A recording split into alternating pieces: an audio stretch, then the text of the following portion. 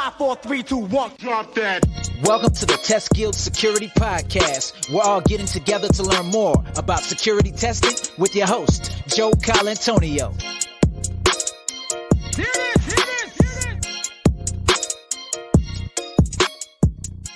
Hey, it's Joe, and welcome to another episode of the Test Guild Security Testing Podcast. Happy New Year, and let this be the year that we really get security testing as part of our software development lifecycle. Today, we're going to be going back in time to hear an interview I did with Troy Hunt on how to security test your APIs. This is actually one of the most popular episodes I ever put out, and it was really early in my podcast career.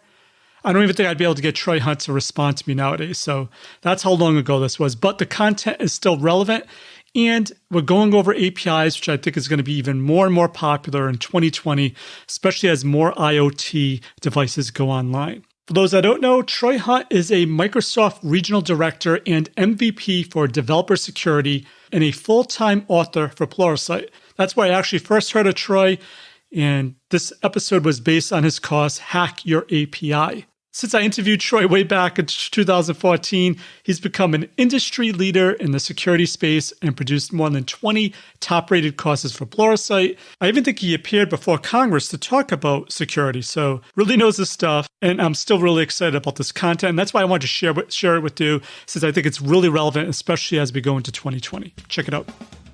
It's no secret that the number and complexity of applications are growing. But what is alarming is that 90% of security incidents result from exploits against defects in software. The need for better application security has never been higher, and Micro Focus Fortify is here to help. Fortify is the recognized market leader in application security, and it is the most comprehensive and scalable application security solution that works with your current development tools and processes. With Fortify, you can start security applications in a single day, including custom code, open source, or commercial components, and scale as your needs grow with an on-premise, as-a-service, or hybrid implementation. Check them out. Head on over to microfocus.com/app security. Hey, Troy, welcome to the Guild.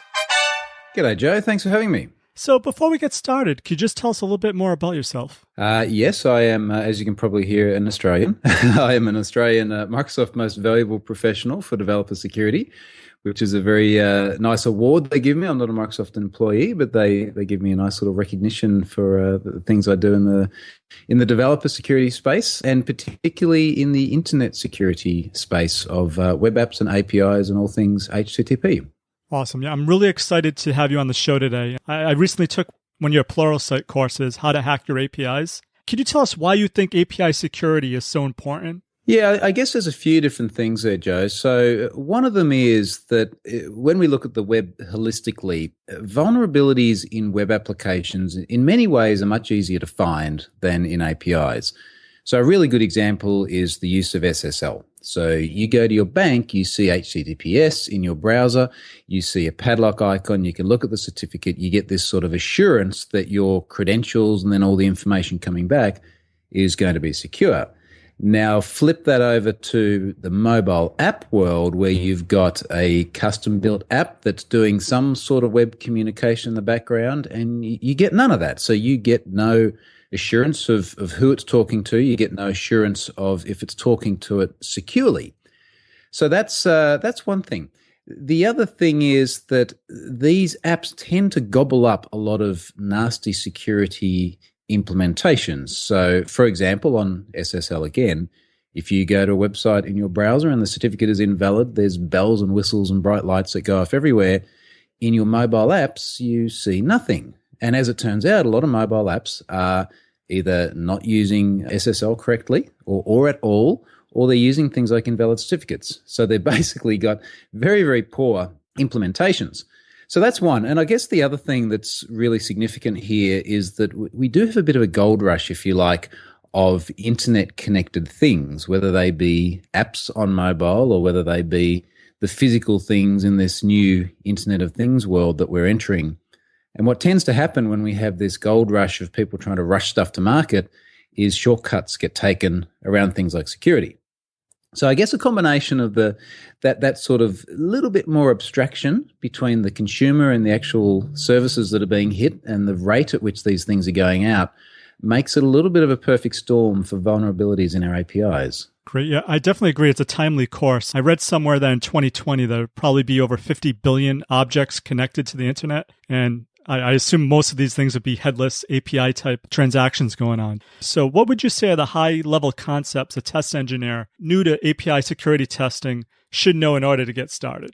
Look, a couple of things. And I think that one of the most significant things that will be new probably to a lot of testers, certainly testers that are more, functionality centric, and certainly something that's new to a lot of developers, is that all of the communication that your device is having with these HTTP-based APIs can be observed, can be intercepted, and can be manipulated.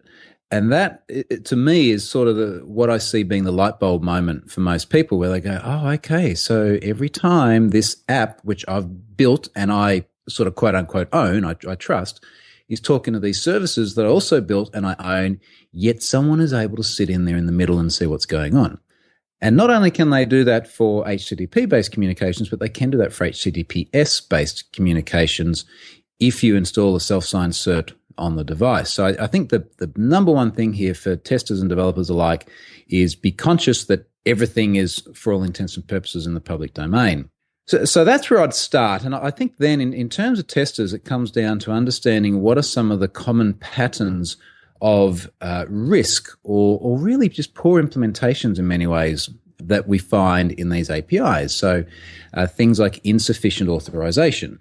And a really good example here is the app trusting that the user is successfully authenticated before it shows things, but those things have already been sent down over the wire? So a really good example that I often use of this, because it's not sort of too sensitive, is British Airways. The British Airways mobile app, when you open that guy up, it goes out to the internet and it pulls down all the Wi-Fi passwords for the lounges.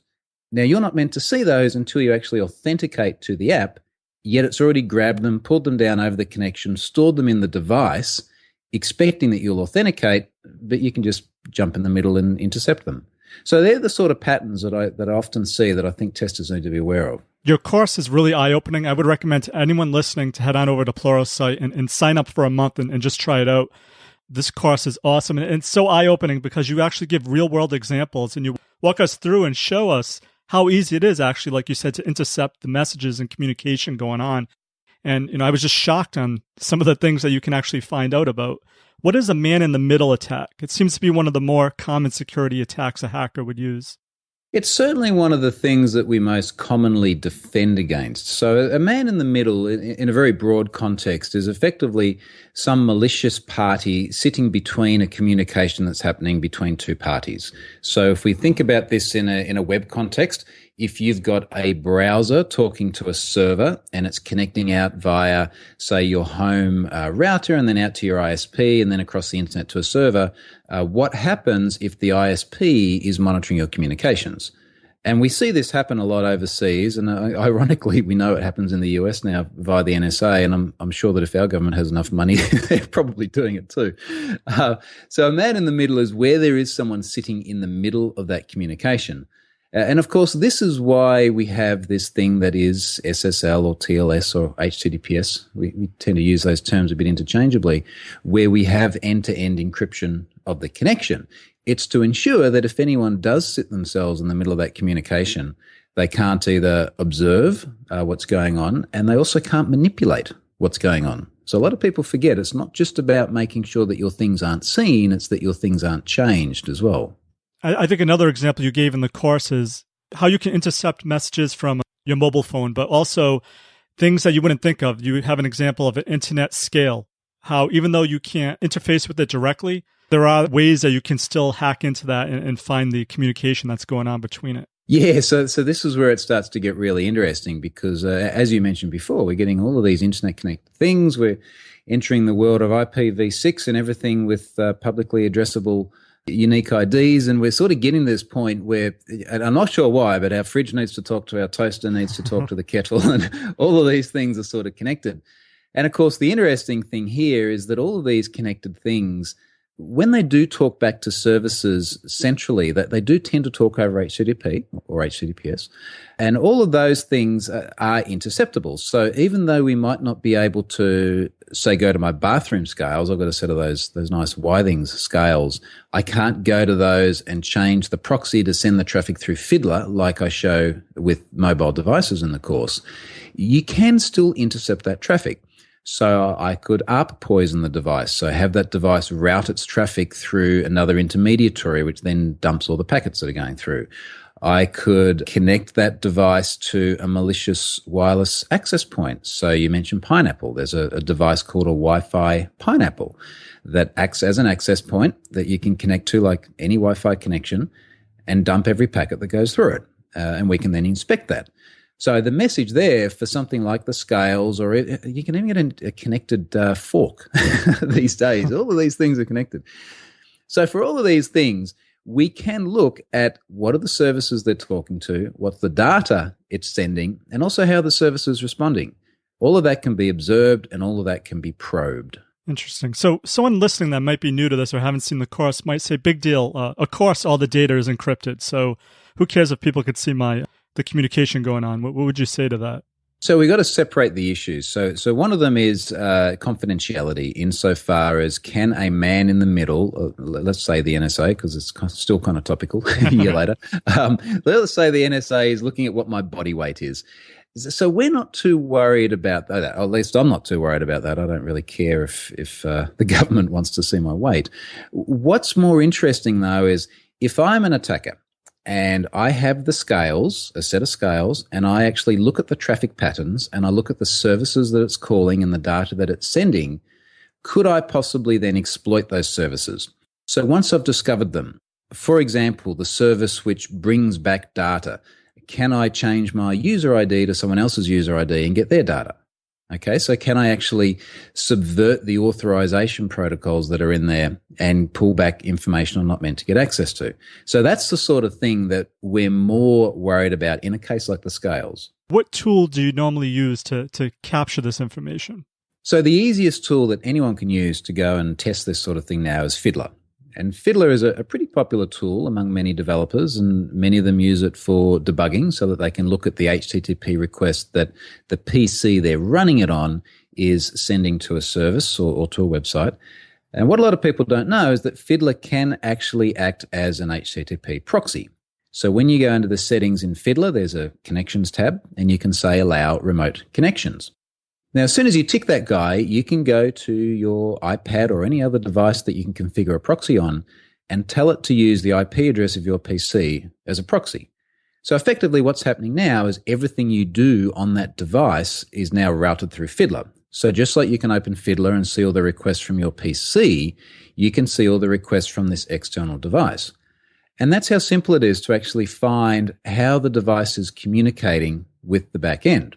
Now, the other thing that then leads on to is that you can use other tools within Fiddler to probe away at the way the service is operating. So, for example, you can use Fiddler script to modify the request or modify the response. So in the course, I show how when we log on and we get a response that indicates I'm not an administrator, what happens if we use Fiddler script to change that response and say, look, I am an administrator?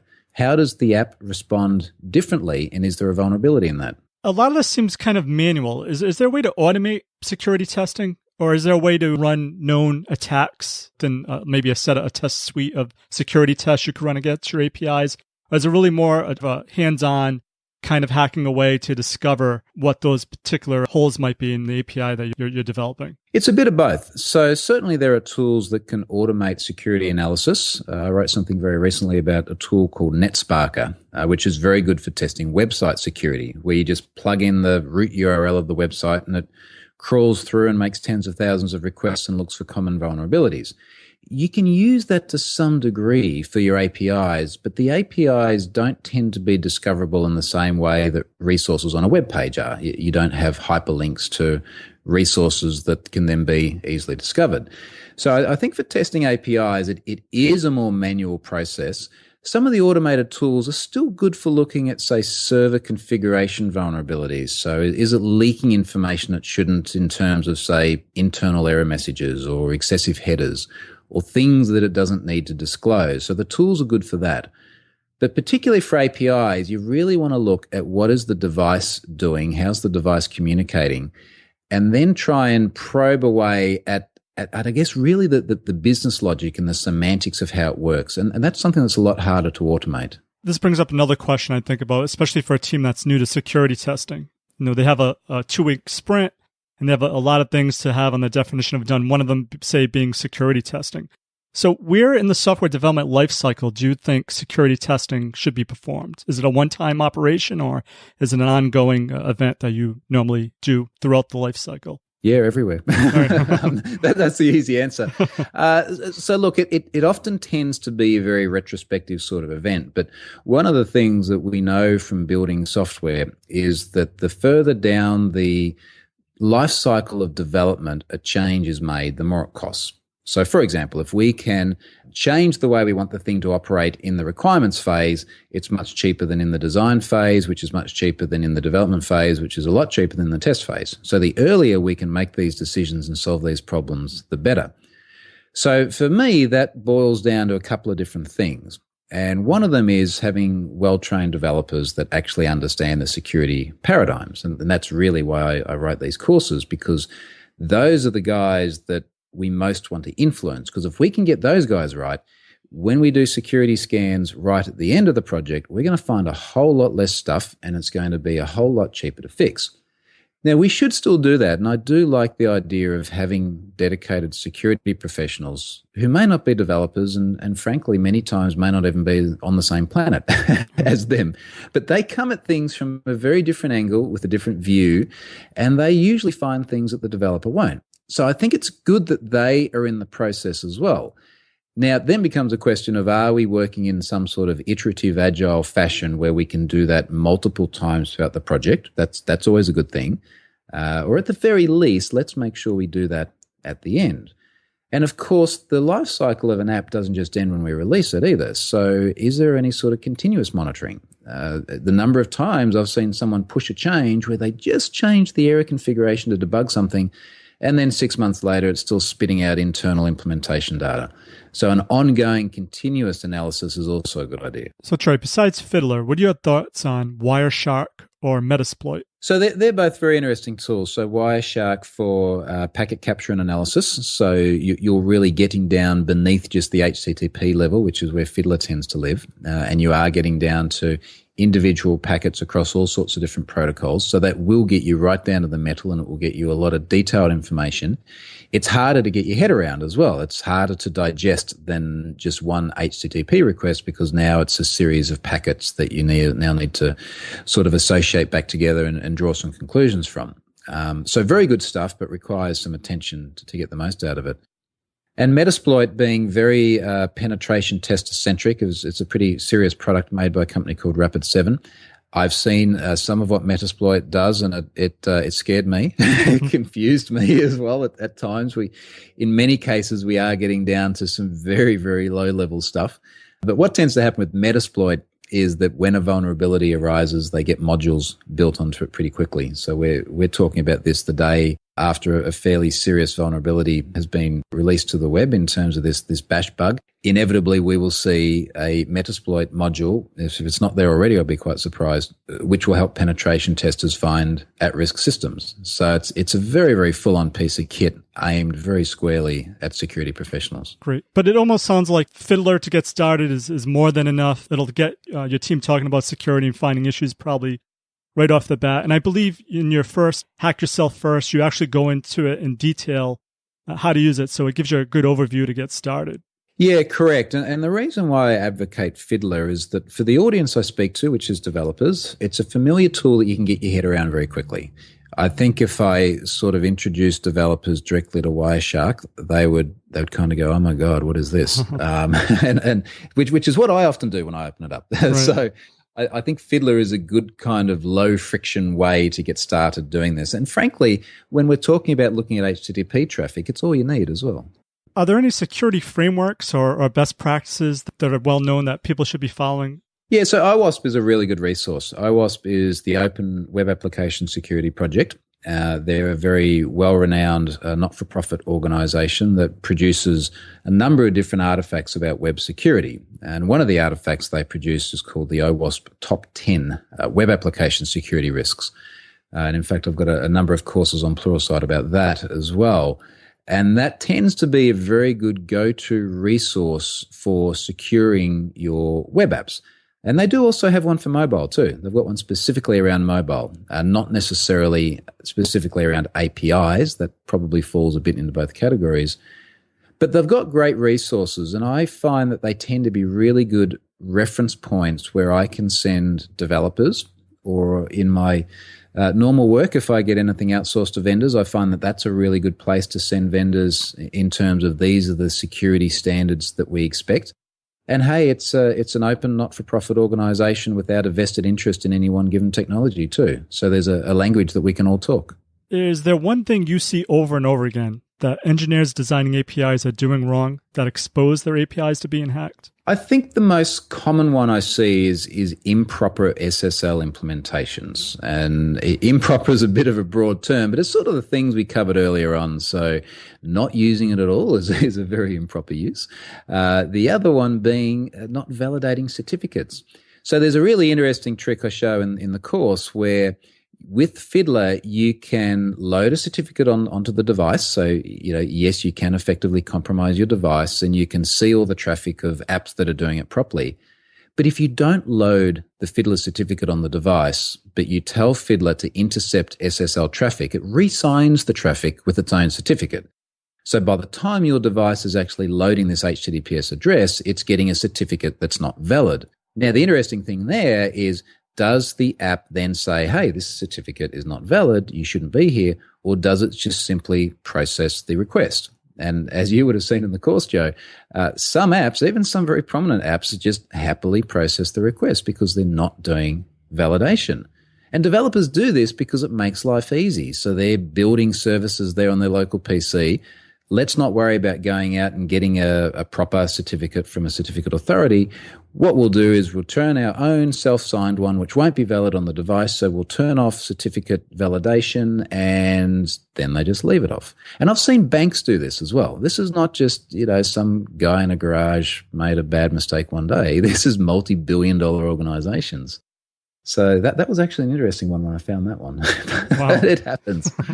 I was reading the comments and someone actually mentioned that they implemented some of the recommendations you showed for SSL certification and they found an issue within their application. So the things you talk about are really real world and you can apply them right after. Yeah, that's it. And look, honestly, in the time we've been talking, the 20 minutes or so, anyone listening to this could have easily gone out, proxied their data and found a whole bunch of issues in their apps. I mean, not an episode goes by where I don't go, hey, let's have a look at what's happening on the iPad and we'll see crazy stuff. If I have client-side validation going on to make sure there's no funky data that's being passed to my API, should I consider my API safe? So I don't like ever kind of getting to the point where we say something is safe because it's such an absolute kind of statement. And we all sort of draw real world analogies to try and explain technology paradigms, but I think it's a little bit like saying your car is safe. Some of them are pretty good. If I'm riding around in a Mercedes S-Class, I'm probably going to be more comfortable than in a cheap machine from China somewhere. But, that doesn't mean that if you drive the thing 100 mile an hour into a brick wall, you're going to be okay. So I think that in terms of things like the client validation, it's the same message that we've always had with the web, which is validation on the client is fantastic because it's very responsive and it gives you a lot of immediate feedback. But it needs to be supplemented by validation on the server. And really, you got to do it twice. Some frameworks make it very easy to do it twice. But you've got to do it on the server because the client can be circumvented. And exactly the same logic applies with APIs. Awesome. That's the reason why I asked the question, because I know in the course that you said, even if you're having client-side validation going on, you still need to have the server ensure that what it's getting is correct, because there are ways to go around both the server and the client. So you want to make sure you have it on both ends, I believe. Exactly. And this is one of the reasons why I like using Fiddler a lot as well. And obviously in the course, we look at things like the Composer feature in Fiddler, where you can reconstruct your own requests. And of course, you can always go and do that with curl or wget or anything else that you want that can issue an HTTP request. But when you take the client out of the picture altogether and you take out all of the safety nets that it had for you, things tend to open up a lot more and you see things in a different light. So that's one of the other things I'd suggest. Just look at the HTTP requests and focus on those and forget about the client and see what you find. Just because API communication occurs under the covers and you don't see it, do you think some developers get a false sense of security that no one is really going to poke around to find their API's vulnerabilities? Oh, absolutely. I think developers of all sorts of software get that sense where it's like, hey, no one's going to look at my things. It's all good. But I do think that, again, just the nature of API-based communication behind rich client apps being that further out of sight makes that scenario worse. And what I try to explain quite frequently is you've got to assume that the attacker owns the device, the attacker owns the connection, and they can manipulate anything at either of those points. And once you start to think that way, you start to think about risks in ways that you wouldn't when you assume that everything is just working the way that you designed it to work. So what do you think is one of the key takeaways someone could take from this conversation moving forward with their security testing efforts? Sort of the key messages are just to try and encourage people to get in and look at apps. And I'm going to say this generically, not just your own apps. Go and look at other people's apps and be nice when you do, because you will find things.